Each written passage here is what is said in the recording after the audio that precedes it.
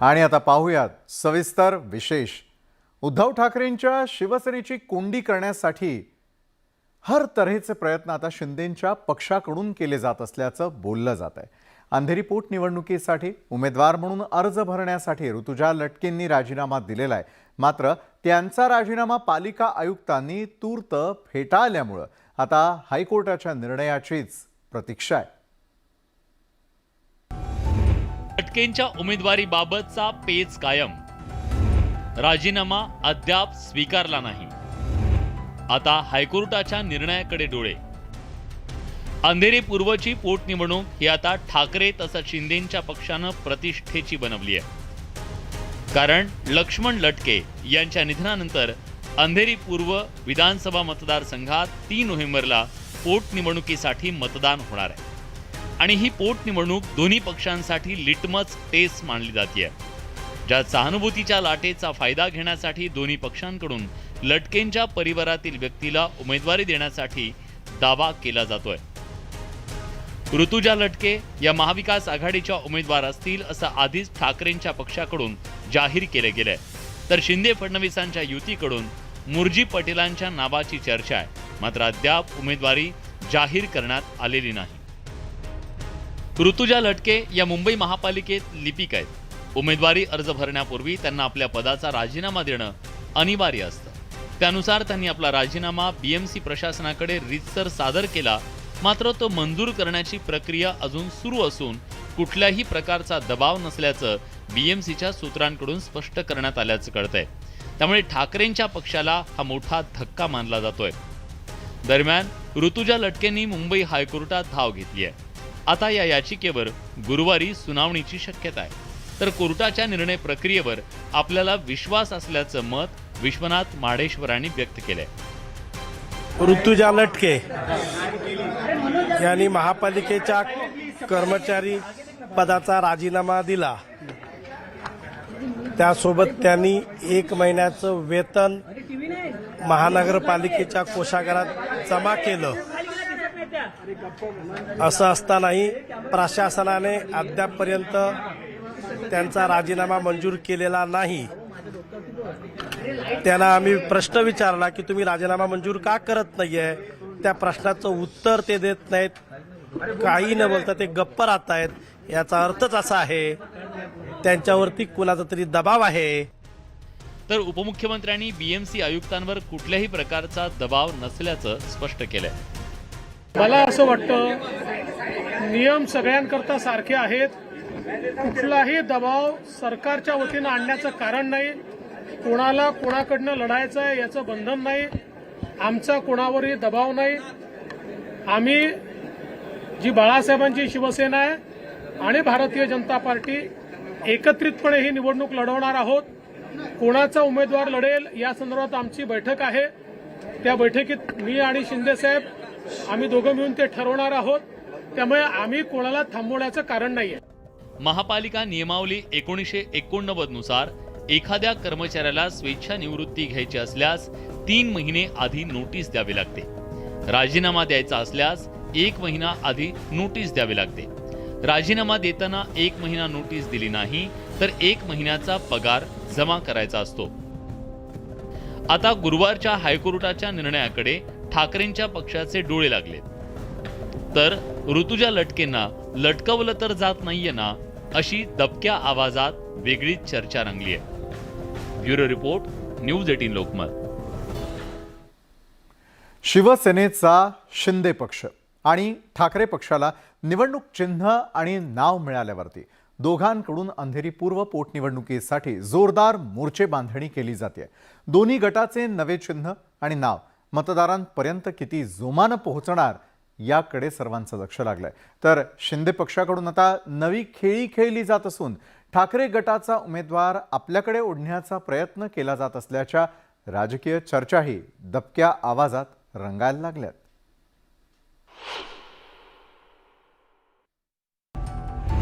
शिंदेंकडून ठाकरेंची राजकीय कोंडी, ऋतुजा लटकेंना उमेदवारी देण्याचा प्रयत्न। ऋतुजा लटकेंनी केलं स्पष्ट, आमची निष्ठा उद्धव ठाकरेंसोबतच। अंधेरी पूर्व पोटनिवडणुकीत शिवसेना उद्धव बाळासाहेब ठाकरे पक्षाच्या उमेदवार ऋतुजा लटके यांचा पालिकेतला नोकरीचा राजीनामा स्वीकारला जात नसल्यानं त्यांच्या उमेदवारीवर प्रश्नचिन्ह उपस्थित झालंय. कारण याआधी ठाकरेंच्या शिवसेनेचं नाव गेलं, पक्षचिन्ह धनुष्य बाण गेलं. आता उमेदवार गमावण्याची सुद्धा नामुष्की उडवते का? त्यातच ऋतुजा बाळासाहेबांची शिवसेना पक्षात जाणार असल्याच्या जोरदार चर्चा रंगल्या. यावर मुंबईच्या माजी महापौर आणि शिवसेनेच्या नेत्या किशोरी पेडणेकरांनी थेट आरोप केला की बीएमसी आयुक्त इक्बाल सिंग चहल शिंदे फडणवीस सरकारला घाबरतायत, त्यामुळे लटकेंचा राजीनामा स्वीकारला जात नाहीये. अंधेरीचे विभाग प्रमुख तथा आमदार अनिल परबांनी देखील पत्रकार परिषद घेत आरोप केलाय की महापालिका आयुक्तांवर टाकण्यात येत असलेल्या दबावापायीच ऋतुजा लटकेंचा राजीनामा मंजूर होत नाहीये. तर परबांनी ऋतुजा लटकेंना शिंदेंच्या पक्षाकडून विविध आमिष दाखवली जात असल्याचाही त्यांनी आरोप केलाय. महापालिका आयुक्तांवर दबाव आहे की हा राजीनामा मंजूर करू नये.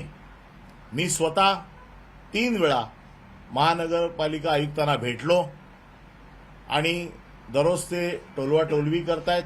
ऋतुजा रमेश लटके यांना वेगवेगळ्या प्रकारे आम्ही वर्तमानपत्रात ज्या बातम्या ऐकतोय किंवा आपल्याकडनं काही माहिती मिळते ती अशी आहे की शिंदे गट त्यांच्यावरती दबाव टाकतोय की आमच्याकडनं जर तुम्ही निवडणूक लढणार असाल तरच तुम्हाला राजीनामा तुमचा मंजूर होईल. तिकडे बीएमसी कार्यालयात आयुक्तांच्या भेटीला गेलेल्या ऋतुजा लटकेंनी स्पष्ट केलंय की त्यांची निष्ठा उद्धव ठाकरे आणि शिवसेना उद्धव बाळासाहेब ठाकरेंच्या पक्षासोबत असून त्यांनी या पोटनिवडणुकीत मशाल चिन्हावर लढून विजयाचा विश्वास व्यक्त केलाय. आमची जी निष्ठा आहे ती उद्धव साहेबांबरोबरच आहे आणि माझे पती जे होते रमेश लटकेजी त्यांची निष्ठा उद्धव साहेबांबरोबर आणि बाळासाहेबांबरोबर होती. आत्ता मला साहेबांना कमिशनरांशी मी भेटणार आहे आणि राजीनाम्याबद्दल परत विनंती करणार आहे की मला आजच्या आज राजीनामा देण्यात यावा. निवडणूक लढणार ती मशाल या चिन्हावरच लढणार. निवडणुकीच्या मैदानात कोण बाजी मारणार हे निवडणुकीच्या मैदानातून मतदार दाखवून देतील. तोपर्यंत दोन्ही पक्षांकडून दावे प्रतिदावे आणि आरोप प्रत्यारोप झडत राहणार आहेत. Bureau report, news 18 Lokmat. Andheri विधानसभा पोटनिवडणुकीतील शिवसेना उद्धव बाळासाहेब ठाकरेंच्या पक्षाच्या उमेदवार ऋतुजा लटकेंच्या उमेदवारीवरून नवा वाद निर्माण झालाय. राजीनाम्याचा पेच याचिकेतील पक्षाचा उल्लेख आणि त्यात भाजप आणि शिंदे गटानं सुरू केलेलं आरोप सत्र यावरून ऋतुजा लटकेंची उमेदवारी लटकणार की काय अशी नवी चर्चा आता सुरू झाली आहे. ऋतुजा लटकेंची उमेदवारी लटकणार, ठाकरेंच्या शिवसेनेचा प्लॅन बी तयार, पेच न सुटल्यास उमेदवार बदलणार, भाजपसह शिंदेंच्या शिवसेनेचा घणाघात. प्लॅन बी तर तयार ठेवावाच लागतो, परंतु या संदर्भातले निर्णय आदरणीय आमचे पक्षप्रमुख उद्धव साहेब ठाकरेच्या या संदर्भातला निर्णय घेतील. आमचा आत्ताचा विषय राजीनामा मंजूर अद्याप का केला नाही हाच विषय आहे. शिवसेना उद्धव बाळासाहेब ठाकरे पक्षाचे नेते आणि माजी महापौर विश्वनाथ महाडेश्वर यांचं विधान बोलकं आहे. अंधेरी पोटनिवडणुकीसाठी पक्षाच्या अधिकृत उमेदवार ऋतुजा लटके यांच्या राजीनाम्याचा पेच निर्माण झाल्यानं ठाकरेंच्या शिवसेनेची गोची झाली आहे. पालिकेचे राजीनाम्याचे नियम स्पष्ट असूनही राजीनामा देताना चूक का झाली असा प्रश्न आता विचारला जातोय. शिवसेना उद्धव बाळासाहेब ठाकरे या पक्षाकडे कायदेतज्ञ असताना सुद्धा ही चूक झाल्यानं ठरवून हा घोळ घातला गेल्याचा आरोप विरोधक करतायत. त्या पर्यायी चेहऱ्यालाच उमेदवारी द्यायचं आहे म्हणून ही सगळी बनवाबनवी चालू आहे का? आणि आमचं म्हणणं तेच आहे. मी पुन्हा एकदा आपल्याला सांगतोय की रमेश लटके हे माझे मित्र होते, पण दुसरा पर्यायी चेहरा उमेदवार म्हणून पुढे आणायचा आहे म्हणून रमेश लटके यांच्या पत्नीसोबत ही बनवाबनवी तर होत नाहीये ना, याचं उत्तर त्यांनी द्यावं. बरं, केवळ ऋतुजा लटके यांच्या राजीनाम्याचाच गोंधळ आहे असं नाही, तर उच्च न्यायालयात दाखल केलेल्या याचिकेत सुद्धा ऋतुजा लटके कोणत्या पक्षाकडून लढणार याचा उल्लेखच नाही. त्यामुळे विरोधकांच्याकडून शिवसेना उद्धव बाळासाहेब ठाकरे पक्षावर निशाणा साधला जातोय. मला कसे वागवताय तुम्ही? राजकारणासाठी, स्वतःच्या राजकारणासाठी काय काय करणार आहात? म्हणजे मला काही म्हणा आणि मला तुम्ही नेता म्हणा, मला बाळासाहेबांच्या जागेवर तुम्ही माना, कशाला? तुम्हाला कोण मानत नाही, तुमच्या नेतृत्वाला मानत नाही आहे, तुमचं नेतृत्व कोणाला पसंत नाही म्हणून 40 आमदार सोडून गेले. दरम्यान राजीनाम्याचा पेच वाढला आणि उमेदवार बदलण्याची वेळ आली तर त्याचीही तयारी शिवसेना उद्धव बाळासाहेब ठाकरे पक्षाकडून सुरू झाली आहे. पर्यायी उमेदवार म्हणून माजी महापौर विश्वनाथ महाडेश्वर, अंधेरी विधानसभेचे संघटक प्रमोद सावंत आणि काँग्रेसमधून ठाकरे यांच्या शिवसेनेत आलेले कमलेश राय या 3 नावांची चर्चा सुरू झाली आहे. आधीच विरोधकांच्याकडून शिवसेना उद्धव बाळासाहेब ठाकरे पक्षाला लक्ष्य करण्याचा प्रयत्न होतोय. त्यातच राजीनाम्याच्या कोंडीमुळे ऋतुजा लटके यांची उमेदवारी सुद्धा लटकली आहे. तर शिवसेनेनं प्लॅन बी तयार केल्याचं स्पष्ट होत आहे. त्यामुळे आता लटकेंची उमेदवारी सुरक्षित राहते की लटकते हे पाहणं महत्त्वाचं आहे. Bureau report, news 18 Lokmat. Uddhav ठाकरेंच्या पक्षाचे विधान परिषद विरोधी पक्षनेते अंबादास दानवे सध्या अमरावती दौऱ्यावरती आहेत आणि यावेळी अमरावतीमध्ये शिवसैनिकांना संबोधित करताना अंबादास दानवेंनी राणा दाम्पत्यावरती जहाल टीका करत त्यांच्यावर सडकून टीकाही केली आहे. राणांच्या बालेकिल्ल्यात दानवे, राणा दाम्पत्यावर सडकून टीका. आता कुठे गेली हनुमान चालिसा? आता जनताच खरी बसवेल.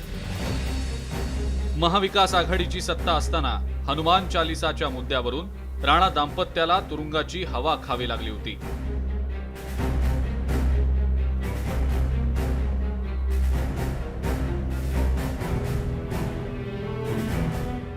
त्यानंतर पुलाखालून बरंच पाणी गेलं. राज्यात सत्तांतर झालं.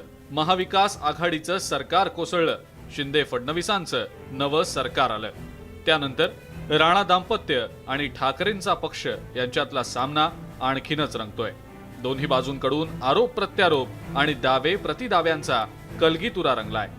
सध्याला विधान परिषदेचे विरोधी पक्षनेते अंबादास दानवे हे विदर्भाच्या दौऱ्यावर असून राणा दाम्पत्याचा बालेकिल्ला अमरावतीमध्ये आहेत आणि तिथे शिवसेना उद्धव बाळासाहेब ठाकरे यांच्या कार्यकर्त्यांना संबोधित करताना त्यांनी हनुमान चालिसावरून राणा दाम्पत्यावर जहरी टीका केली आहे. आता जा हनुमान चालीसा म्हणायला कुठं जाता काय जाता जाऊन बघा. होतो त्यावेळेस आम्हाला हनुमान चालीसा म्हणायचा. आता जाऊन हनुमान चालीसा बघा. मला वाटतं येणाऱ्या काळात इथे ज्यावेळेस निवडणूक होईल त्यावेळेस तुम्हाला हनुमान चालीसाच म्हणायला हे शिवसैनिक घरी बसवतील.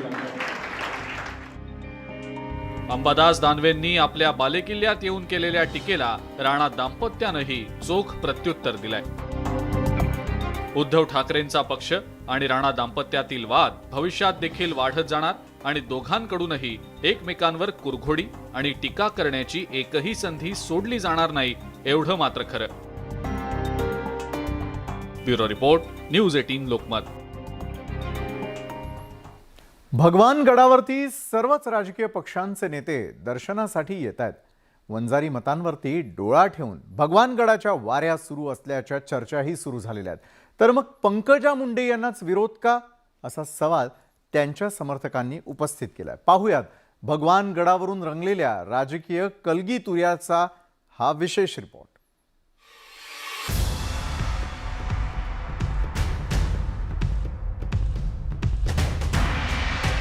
भगवान गडावरची सांस्कृतिक दसरा मेळाव्याची परंपरा भगवान बाबांच्या भक्तांनी पुन्हा सुरू केली आहे. मुंबईत 2 दसरा मेळावे झाले. त्याच दिवशी भगवान गडावरची परंपराही सुरू झाली आणि त्यानंतर गडावर राजकीय नेत्यांची रीघच लागली. आधी काँग्रेसचे प्रदेशाध्यक्ष नाना पटोले, त्यांच्यानंतर राष्ट्रवादीचे प्रदेशाध्यक्ष जयंत पाटील आणि धनंजय मुंडे दर्शनाला येऊन गेले. आता मनसेचे अमित ठाकरेही गडावर दर्शनासाठी येणार आहेत.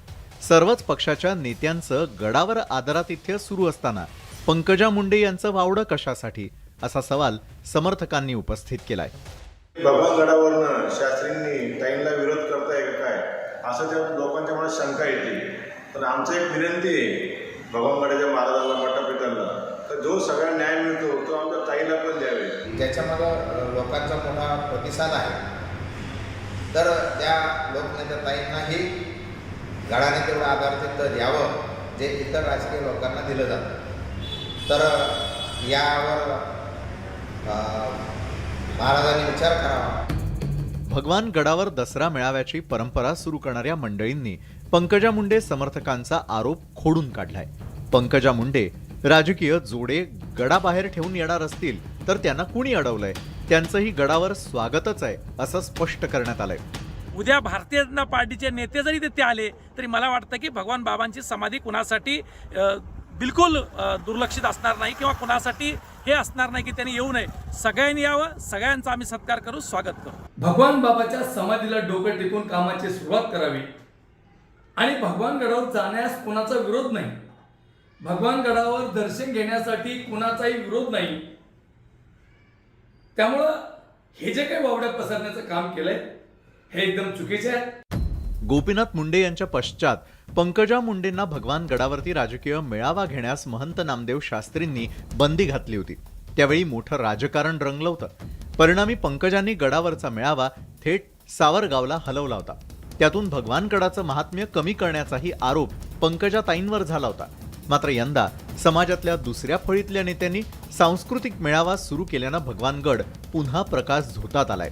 म्हणूनच आता तरी महंत नामदेव शास्त्रींकडून इतर नेत्यांप्रमाणेच पंकजा मुंडेंचं आदरातिथ्य होणार का, आणि पंकजा मुंडे देखील झालं गेलं विसरून पुन्हा भगवानगडावर जाणार का, हेच आता पाहायचंय.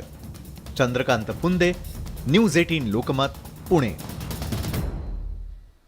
भाजपचे आमदार प्रशांत बंब यांनी शिक्षकांच्या मुख्यालयातील वास्तव्यावरून केलेल्या आरोपांचे पडसाद उमटायला सुरुवात झाली आहे. कारण औरंगाबादच्या गंगापूर आणि खुलताबाद तालुक्याच्या जिल्हा परिषद शिक्षकांच्या पगारातून घरभाडं कपात करण्यात आलेली आहे आणि त्यामुळे शिक्षक आणि आमदार प्रशांत बंब यांच्यातील वाद आणखी चिघळण्याची शक्यता आहे.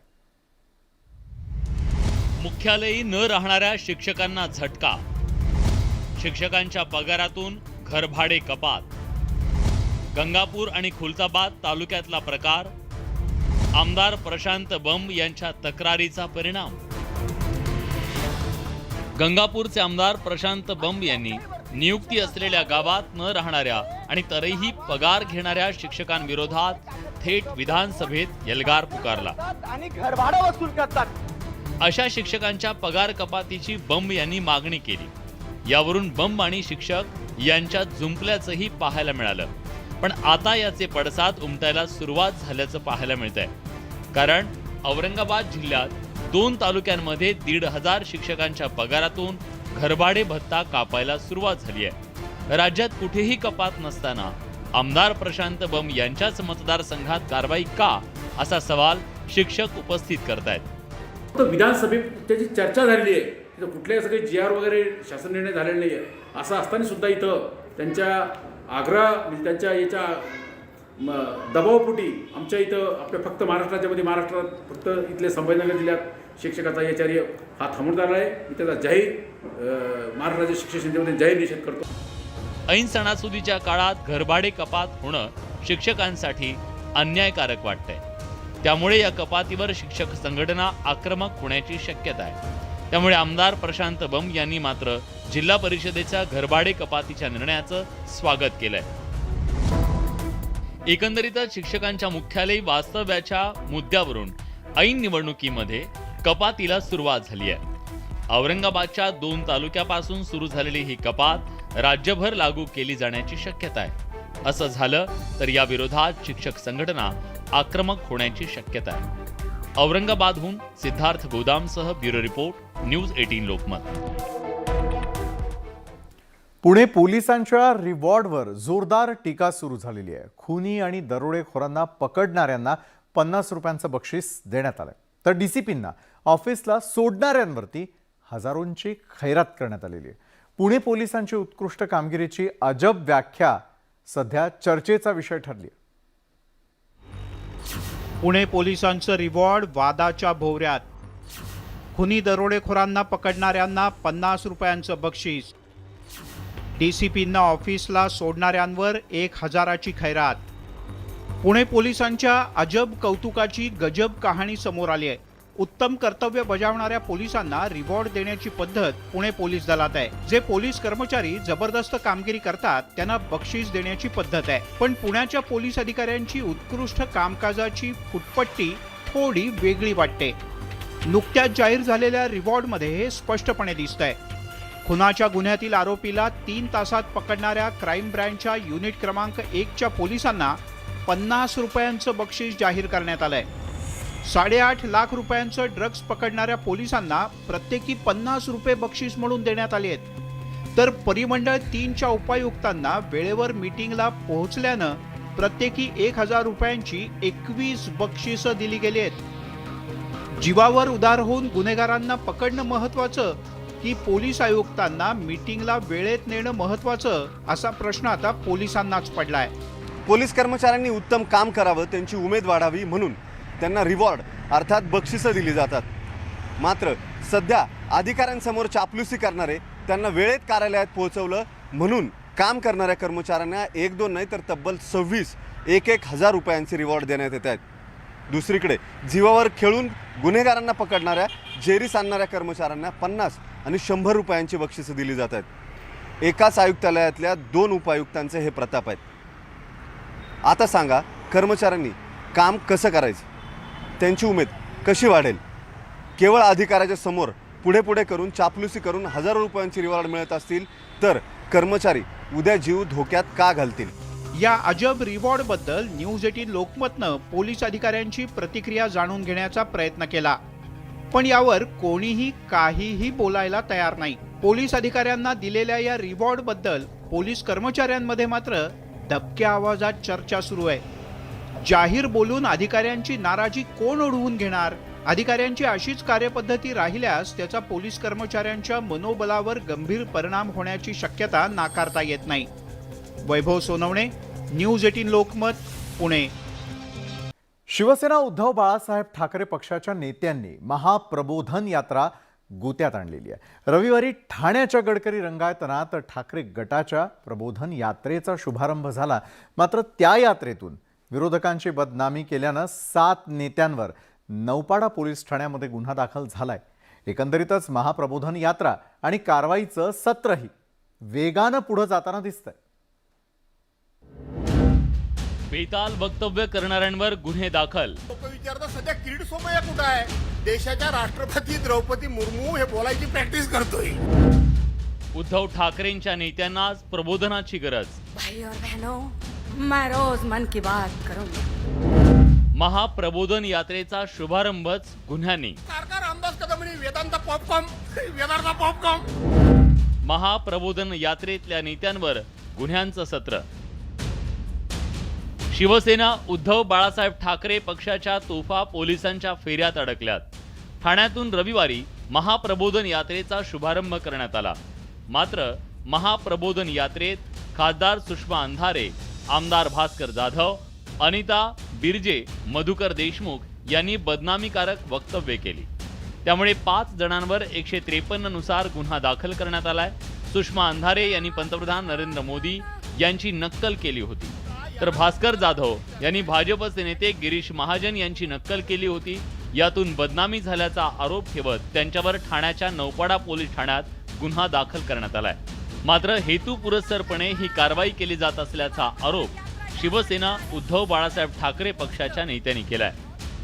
त्याने किती गुन्हे दाखल केले तरी सुद्धा म्हणजे इथे प्रत्येकामध्ये ते स्पिरिट आहे. महाप्रबोधन यात्रेची उद्घाटन सभा त्या दिवशी झाली 9 तारखेला, ज्या दिवशी आमच्याकडे चिन्ह गोठवलं, नाव गोठवलं. त्यांना असं वाटलं की आम्ही खचून जाऊ, परंतु तसं झालं नाही. मुख्यमंत्री एकनाथ शिंदेंच्या बाळासाहेबांची शिवसेना पक्षाचे बाळा गवस यांनी या प्रकरणी नेत्यांच्या विरोधात तक्रार दाखल केली होती. त्या तक्रारीनंतर पोलिसांनी गुन्हा दाखल केला. लोकशाहीत एकमेकांवर टीका टिप्पणी करण्याचा सर्वांना अधिकार आहे, मात्र टीका करताना योग्य शब्दांचं भान राखणं अतिशय गरजेचं आहे. नेत्यांचा अवमान खपवून घेतला जाणार नाही, असा इशारा एकनाथ शिंदेंच्या बाळासाहेबांची शिवसेनेकडून देण्यात आलाय. मुख्यमंत्र्यांबद्दल चुकीचं बोलणं, पंतप्रधानांबद्दल बोलणं, महिला राष्ट्रपती आहेत त्यांच्या नावावरनं कोट्या करणं, मस्करी करणं, अशा पद्धतीची वक्तव्य परवाच्या मीटिंगमध्ये करण्यात आली.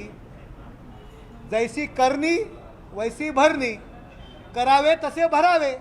आपण जेव्हा राणे साहेबांवरती गुन्हा दाखल करण्यात आला होता तेव्हा व्यक्ती स्वातंत्र्य कुठे होतं? तेव्हा व्यक्ती स्वातंत्र्य आपण विसरला होता. दोन्ही शिवसेनेतला संघर्ष दिवसेंदिवस तीव्र होत चाललाय. राजकारणात आरोप प्रत्यारोप नवे नाहीत, मात्र आरोप करताना कुणाची मानहानी होणार नाही याची खबरदारी घेणंही तितकंच गरजेचं आहे. अन्यथा महाप्रबोधन यात्रेतील नेत्यांचंच सर्वात आधी प्रबोधन करण्याची वेळ उद्धव ठाकरेंवर येईल. Bureau report, news 18 Lokmat. निवडणूक आयोगाला बनावट शपथपत्र सादर केल्याप्रकरणी कोल्हापुरामध्ये सुद्धा मुंबई क्राईम ब्रांचच्या पथकानं तपासणी सुरू केली आहे. मात्र यामध्ये कोणतीही बनावटगिरी नसल्याचा दावा जिल्हाप्रमुख संजय पवार यांनी केलाय. तर शिंदे गटाचे खासदार संजय मंडलिक यांनी उद्धव ठाकरे गटाला बनावट शपथपत्राची गद्दारी करावी लागल्याची टीका केली आहे. बोगस शपथपत्रांमुळे ठाकरेंची शिवसेना अडचणीत, पोलिसांचे कोल्हापूर, नाशिक, नगरमध्ये छापे. बोगस शपथपत्रांचा फास आणखी आवळणार. कोल्हापूर आणि कोपरगाव शिर्डीत आलेले हे पोलीस पहा. हे पोलीस शोधायला आलेत बोगस शपथपत्र बनवून देणाऱ्या ठाकरे गटाच्या शिवसैनिकांना. केंद्रीय निवडणूक आयोगात दाखल केलेली निष्ठापत्र बोगस असल्याची धक्कादायक बाब समोर आली आहे. मुंबई क्राईम ब्रँचमध्ये याबाबत गुन्हा दाखल झाल्यानंतर पोलिसांची पथकं बोगस शपथपत्रांच्या मागावर कोल्हापुरात आली. दुसरी पथकं नाशिक आणि कोपरगावात सुद्धा आली. कोल्हापुरात जवळपास 1400 ते 1500 शपथपत्रांची सत्यता पोलीस तपासतायत. काही शिवसैनिकांची सुद्धा पोलिसांनी चौकशी सुरू केली आहे. शपथपत्र मिळून आलेली आहेत. त्या शपथपत्रांचं व्हेरिफिकेशन करण्याकरता आमची टीम कोल्हापूर येथे आलेली आहे. आम्ही सध्या ती शपथपत्र व्हेरीफाय करत आहोत. बोगस निष्ठापत्रांवरून बाळासाहेबांच्या शिवसेनेनं उद्धव ठाकरेंच्या पक्षातील शिवसैनिकांवर टीकेचे आसूड ओढलेत. खरं म्हटलं तर शिवसैनिकांना अशा पद्धतीने काम करण्याची गरज नाही. जो सच्चा शिवसैनिक आहे तो सच्चा शिवसैनिक ॲफिडेव्हिट देईलच, पण अशा पद्धतीनं बोगस करण्याची काही गरज नाही आणि मग दुसऱ्याला गद्दार बनायचं.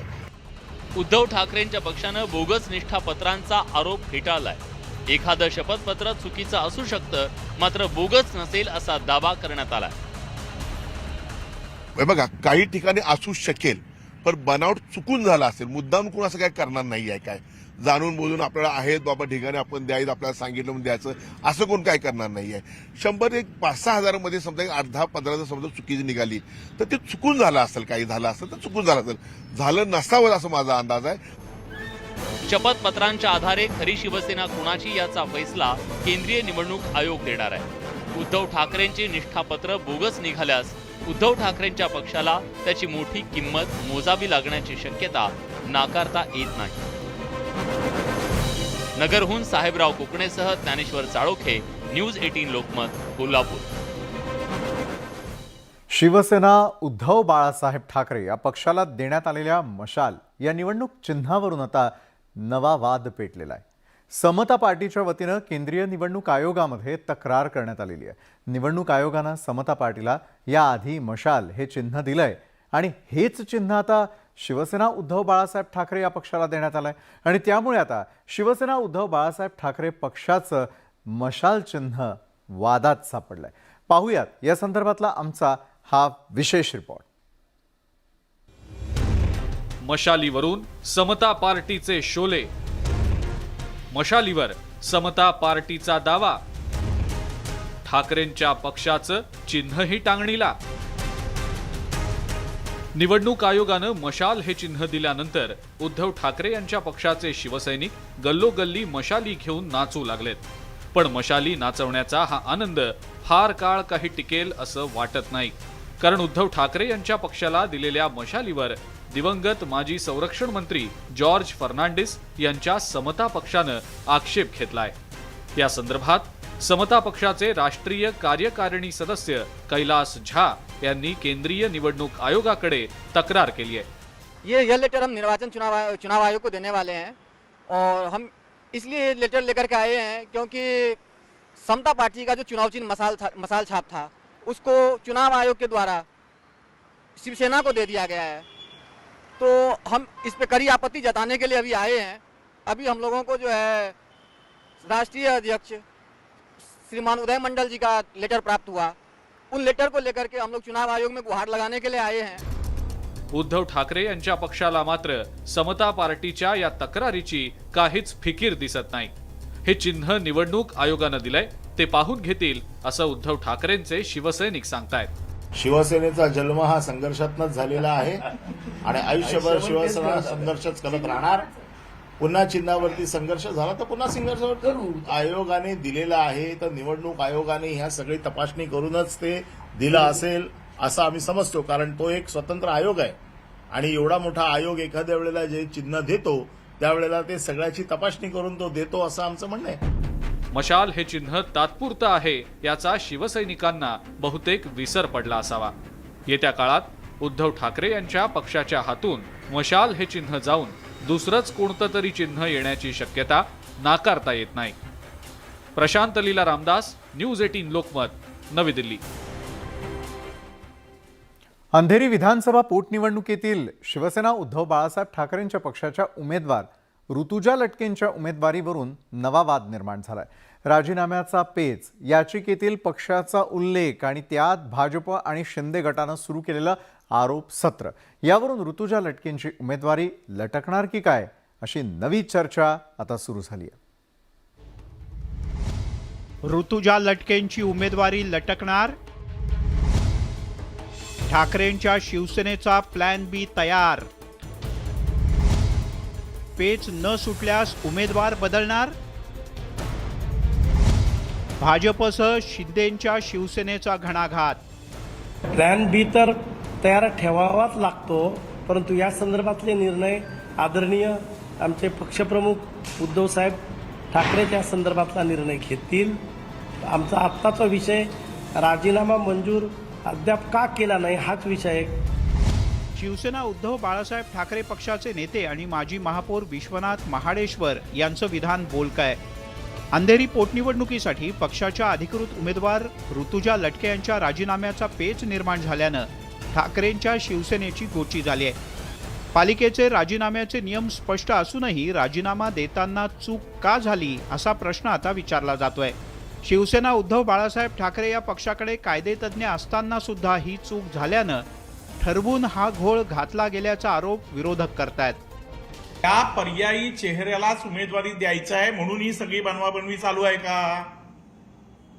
आणि आमचं म्हणणं तेच आहे. मी पुन्हा एकदा आपल्याला सांगतोय की रमेश लटके हे माझे मित्र होते, पण दुसरा पर्यायी चेहरा उमेदवार म्हणून पुढे आणायचा आहे, म्हणून रमेश लटके यांच्या पत्नीसोबत ही बनवाबनवी तर होत नाहीये ना, याचं उत्तर त्यांनी द्यावं. बरं, केवळ ऋतुजा लटके यांच्या राजीनाम्याचाच गोंधळ आहे असं नाही, तर उच्च न्यायालयात दाखल केलेल्या याचिकेत सुद्धा ऋतुजा लटके कोणत्या पक्षाकडून लढणार याचा उल्लेखच नाही. त्यामुळे विरोधकांच्याकडून शिवसेना उद्धव बाळासाहेब ठाकरे पक्षावर निशाणा साधला जातोय. मला कसे वागवताय तुम्ही? राजकारणासाठी, स्वतःच्या राजकारणासाठी काय काय करणार आहात? म्हणजे मला काही म्हणा आणि मला तुम्ही नेता म्हणा, मला बाळासाहेबांच्या जागेवर तुम्ही माना. कशाला? तुम्हाला कोण मानत नाही, तुमच्या नेतृत्वाला मानत नाही. तुमचं नेतृत्व कोणाला पसंत नाही म्हणून 40 आमदार सोडून गेले. दरम्यान राजीनाम्याचा पेच वाढला आणि उमेदवार बदलण्याची वेळ आली तर ठाणे जिल्ह्याची वाहतूक कोंडी फोडण्याकरता तब्बल 17,000 कोटींचे 21 प्रकल्प प्रस्तावित केलेले आहेत, ज्यांना लवकरच मंजुरी दिली जाणार आहे आणि ज्यामुळे मुंबईच्या दिशेनं प्रवास करण्याकरता ठाणे जिल्हावासियांना अनेक पर्याय उपलब्ध होतील. मुख्यमंत्र्यांनी दिलं दिवाळी गिफ्ट. ठाणे जिल्ह्याला दिली दिवाळीची भेट. तब्बल 17,000 कोटींच्या प्रकल्पांची घोषणा. 21 प्रकल्पांचं दिवाळी गिफ्ट. वाहतूक कोंडीतून आता ठाणे जिल्ह्यातल्या नागरिकांची मुक्तता होणार आहे. ठाणे आणि नवी मुंबई शहराकरता मिळून एक नाही, दोन नाही, तर तब्बल 21 प्रकल्प MMRDAच्या माध्यमातून प्रस्तावित करण्यात आले आहेत आणि याचं बजेट आहे 17,000 कोटी.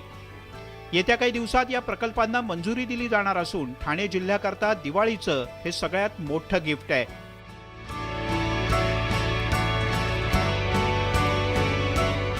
नामदार एकनाथ शिंदे साहेब यांनी ठाणेकरांना एक दिवाळी भेट दिलेली आहे.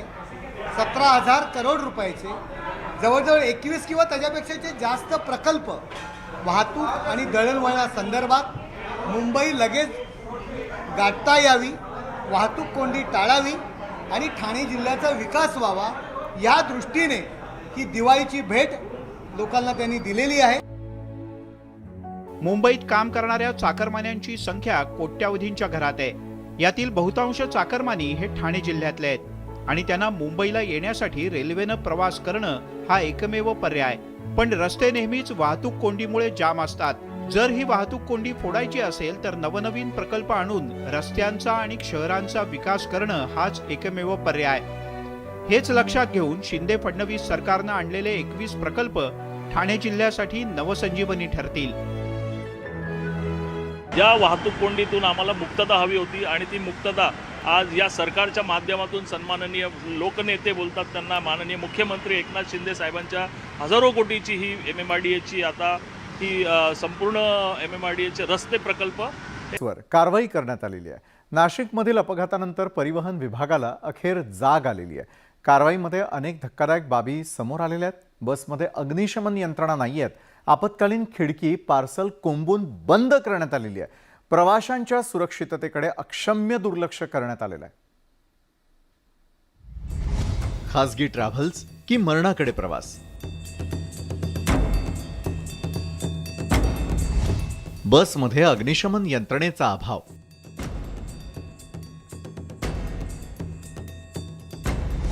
आपत्कालीन खिडकीत कुरिअरचे पार्सल.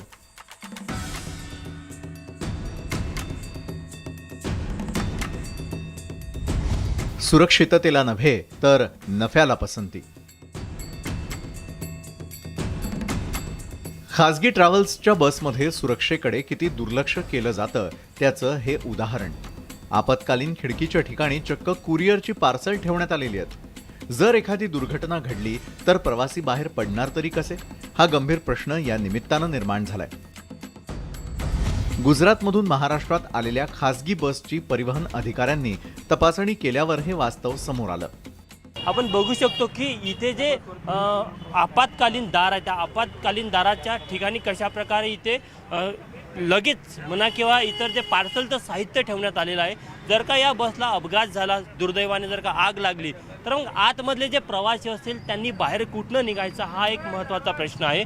त्यामुळे जेव्हा रियालिटी चेक केला तेव्हा हे धक्कादायक वास्तव पुढे आलेलं आहे की अशा प्रकारे खाजगी बसेस आपत्कालीन दारात त्या ठिकाणी देखील इतर साहित्य ठेवतात किंवा ज्या कुरिअरसाठी किंवा इतर जे काही मटेरियल वाहनामध्ये ठेवलं जातं. नाशिकमध्ये ट्रॅव्हल्सच्या बसला लागलेल्या आगीत प्रवाशांना बाहेर पडता आलेलं नव्हतं आणि त्यामुळे तशीच दुर्घटना या बसमध्ये घडली तर बाहेर पडायचं कसं, हा प्रश्न निर्माण झालाय. काल सायंकाळी 6 वाजता बसलो सर. आता इथे नागपूरला सामान ठेवायसाठी जागा तर आहे नाही सर, त्याच्यामुळे सामान इथेच ठेवावं लागेल आणि झोपण्यासाठी. बेपर्वाईची ही मालिका इथंच थांबली नाही. तपासणीसाठी दुसरी ट्रॅव्हल्स थांबवल्यावरती अजून मोठा धक्कादायक प्रकार समोर आला. आपत्कालीन मार्गात तर प्रवाशांना बसण्यासाठी चक्क 2 खुर्च्या टाकण्यात आलेल्या आहेत. काही पैशांसाठी प्रवाशांचा जीव कसा धोक्यात घातला जातोय हे यातूनच दिसून येत आहे. बसेस होते त्यांचे आपत्कालीन निर्गमनद्वार जे आहे किंवा आपत्कालीन खिडकी म्हणतो, इमर्जन्सीमध्ये जिथून बाहेर पडायला हवं तिथं ते व्यवस्थित वर्किंग कंडिशनमध्ये नसणे किंवा तिथं अतिरिक्त म्हणजे काही पर्यायी व्यवस्था तिथं बसण्याची किंवा कशी अशा स्वरूपाची केलेली आहे ज्याच्याने अडथळा निर्माण होतोय. अशा बसेसवरती कारवाई करण्यात आलेली आहे. ह्याच्यावर निश्चितच आम्ही मोटर वाहन कायद्यानुसार वाहनाला अटकावून ठेवू. ह्याचे जे फाइंडिंग्स आहेत ते रेक्टिफिकेशन होईस्तोवर गाडी सोडणार नाही आम्ही. आणि तिसरी याच्या मालकाकडनं बॉन्ड लिहून घेऊ तरच या वाहनाचा आम्ही परमिट आणि हे सगळं इश्यू करू. अदरवाईज ही गाडी धंदा करू शकणार नाही, त्याच्यावर आम्ही बंदी घालू. 15 ऑक्टोबरपर्यंत खासगी वाहनांच्या तपासणीची मोहीम राबवली जाणार आहे. ट्रॅव्हल्स आणि एसटीच्या बसेसची यात तपासणी केली जाईल. कारवाईमध्ये नियमांचं उल्लंघन करणाऱ्यांकडून दंड आकारण्यात आलाय. एकंदरीतच नाशिकमधील दुर्घटनेनंतरही खासगी ट्रॅव्हल्सनी कोणताही धडा घेतला नसल्याचं स्पष्ट होत आहे. प्रवाशांच्या जीवाशी खेळ करणाऱ्यांवर कठोर कारवाई करण्याची गरज आहे. तुषार कोहळे, न्यूज 18 लोकमत, नागपूर. ब्रेकनंतर आपण पाहताय न्यूज 18 लोकमत विशेष. व्यक्ती विदेशात गेली तरी गाव सुटत नाही, कारण गावासोबतची नाळ घट्ट असते. कोल्हापूर जिल्ह्यात हे चित्र पाहायला मिळालं. सरपंच पदासाठी थेट सविता यादव यांनी लंडनहून उंडरी गाव गाठलं. पाहूयात त्याविषयीचा आमचा हा विशेष रिपोर्ट.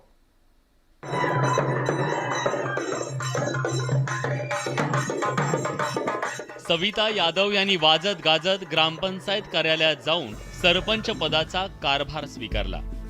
खासदारकीच्या निवडणुकीपेक्षा ग्रामपंचायतीची निवडणूक जास्त चुरशीची लढवली जाते. सरपंच पदाला मोठा मानही असतो, त्यासाठी मोठी रस्सीखेचही होते.